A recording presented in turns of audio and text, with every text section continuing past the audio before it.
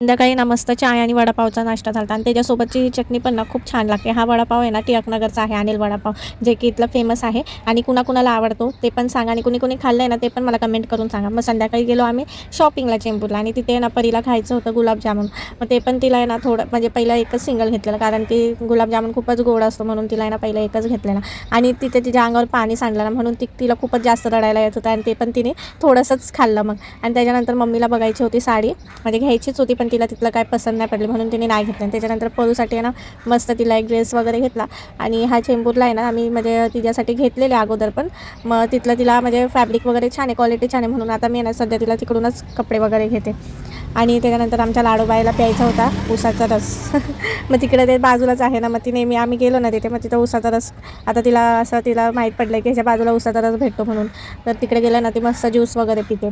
आणि मग त्याच्यानंतर आम्ही निघालो घरी येण्यासाठी आणि स्टेशनवर बघा आमच्या मॅडमचा कसा डान्स चालू आहे. घरी जाताना आहे ना परूची ट्रॉली ना फिक्स झालेली आहे, ठीक आहे असू द्या, ती पण छान एन्जॉय करते आणि माझा पण मस्त सामान बसतो.